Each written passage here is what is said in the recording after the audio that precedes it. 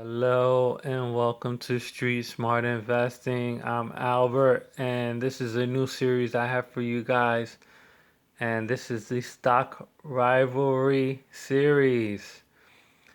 I have two companies here, and this is the tech sector. Just a quick update for you guys. I hope you guys are going to enjoy this one. Just a little series I'm working on, real quick. Two quick updates. It's AMD versus Intel. I'm doing a fundamental and technical analysis. Now let's begin. By the numbers, as you can see, one is green, one is red. Uh, the green represents the institutional investors that they're feeling bullish on AMD. I wrote it in red because it's bearish for the institutions. Now, if you look at these are recent prices. Today is August 4th, and these prices and this was actually done August 2nd on Sunday. So again, these are 2 days late, but again, these numbers are still very accurate. They're not a week old. They're only like 2 days old.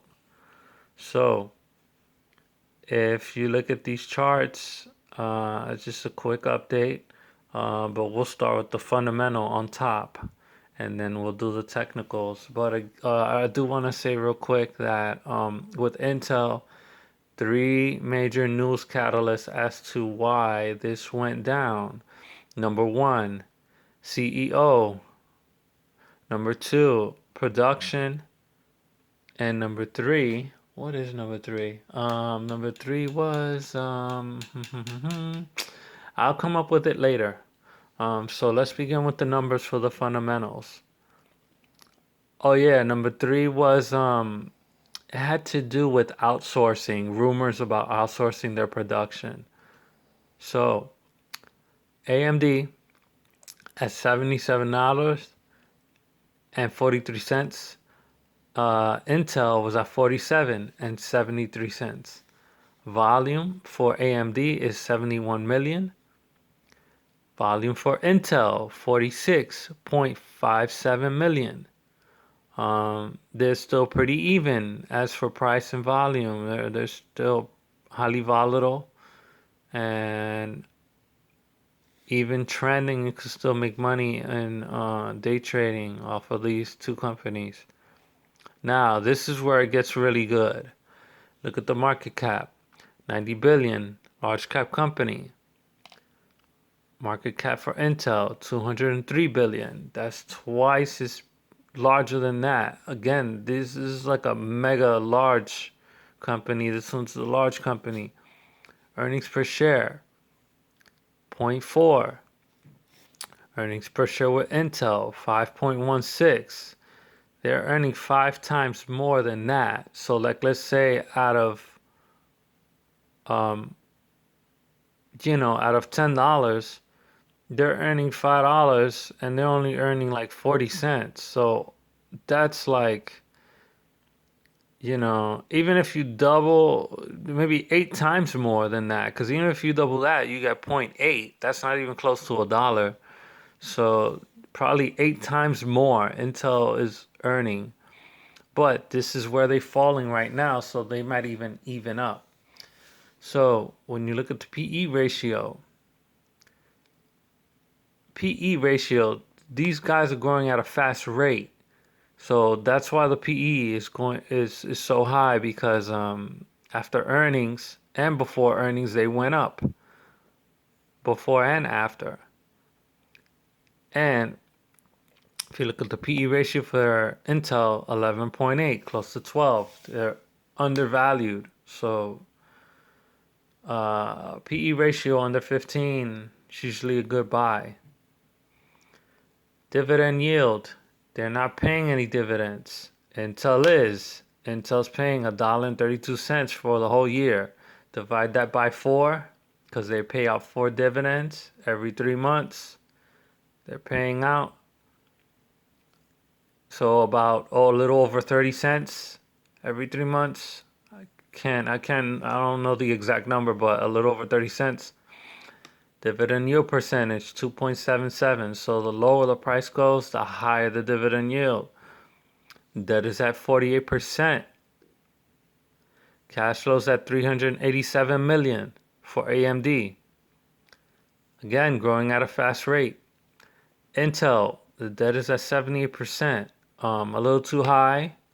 So the debt levels are better with AMD. Cash flow for Intel, 1.17 billion. They can cover the dividend yield with that alone. I don't know how many outstanding shares. I forgot to write that down. This one as well. I forgot to write the outstanding shares compared to the cash flow and all the other numbers.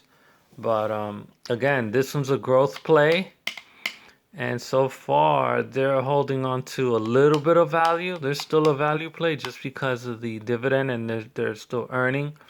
But again, the three major news for Intel is that the CEO, as far as the CEO, I just want to talk about news real quick for like 2 minutes. As far as news for Intel, AMD didn't have to do anything. AMD doesn't even have major news. It was all Intel going downhill. This rivalry has been going on for decades, and so far, Intel's been winning just until now, and a lot of people are losing hope into Intel. So, with Intel, this is a chip manufacturing company and design and engineering company. So, what Intel does, they do chips, graphic chips and processing chips for like phones and well, not phones, but usually in the laptops and computers and stuff like that. So basically, Intel has CEO problems, and the CEO is a finance major. He has an MBA and stuff, and I don't know his name. I forgot his name. I'm not good with names. When it comes to CEOs, well, not all of them, but yeah. So basically, their CEO is not a chip wizard. He doesn't know the ins and outs of this business. He's more of a finance guy, so he handles more of the incoming and outgoing money supply and demand of the money. Basically, he manages the money. He doesn't know much about the business. He doesn't know how it works, why it works, what works, um, from top to bottom. So that's what Intel failed to do. They hired somebody from the outside, they didn't hire somebody from the inside. Number two on the news for Intel is that between Intel and AMD, they design their chips, and so does Intel, the design, the way it looks and stuff. But as for making the chip, AMD, they outsource that. Intel does not. Now, as for production, they've been slowing down production on the new chips that was supposed to be released this year and the next 2 years. So they're delayed on that. So that's also another discussion.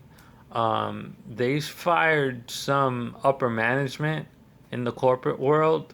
So now the CEO is actually also getting some heat as to, why things aren't, processing the way they should. They're not getting their chips out the way people were expecting them to. When I say people, I mean institutional firms and investors and hedge funds and all that good stuff.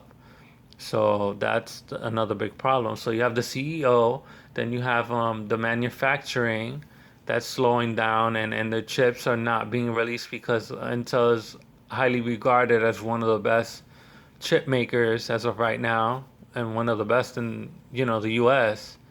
So delayed in manufacturing. Now they're not sure if they want to still make and design. Well, they still want to design in the U.S., but they don't want to produce and manufacture the chips in the U.S. So that might be another discussion for corporate or whatever to discuss that. Now, number three, what was number three? So I said CEOs, the production, and I think there was one more thing. So, anyways, um, analysts, out of 40 analysts, you have the buy at 50%, hold at 47%, sell 2.5%. So the analysts, out of 40 analysts, they're looking to buy.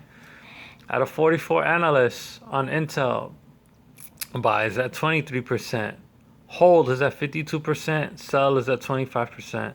So you can see the sells beat the buys. So that's why they sold. And it's very uncommon. You really don't see a lot of analyst ratings that tell you to sell. All the time they always tell you to buy, buy, buy, buy, buy. It's either buy or hold. They don't really tell you to sell.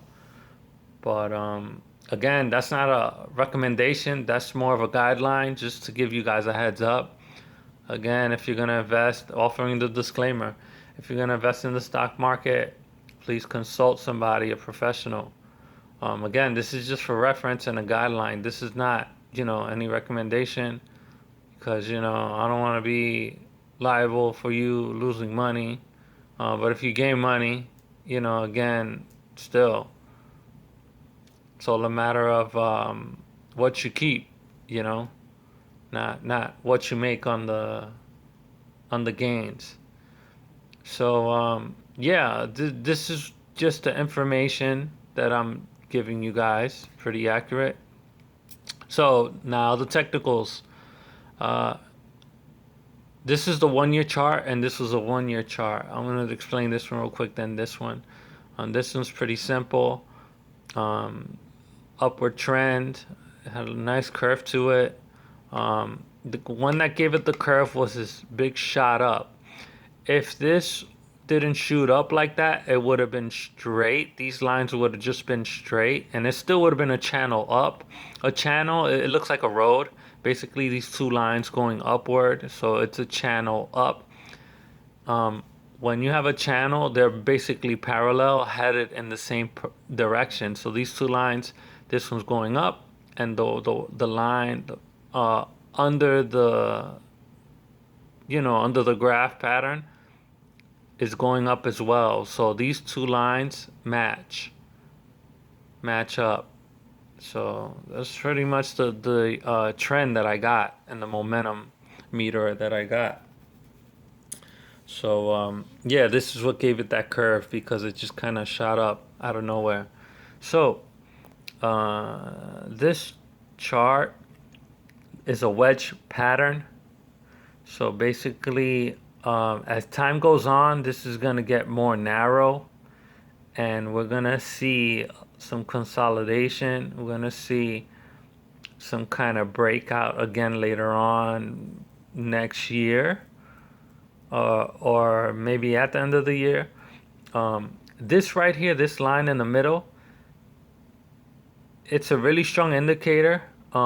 That is actually, that's what it says here. It's the 200-day EMA or the 200 moving average. So you can use that as a support and resistance. But either way, they're closely aligned, and they're both the 200 moving average and exponential moving average. Now, when you have that price is about $55. Dividend, dividend, dividend, dividend, and you see the earnings are mixed. This right here was the March lows, and this went up. So again, this is a wedge pattern, and you're gonna see some consolidation going into the year. So thanks for watching, and this was the first rivalry of the stocks.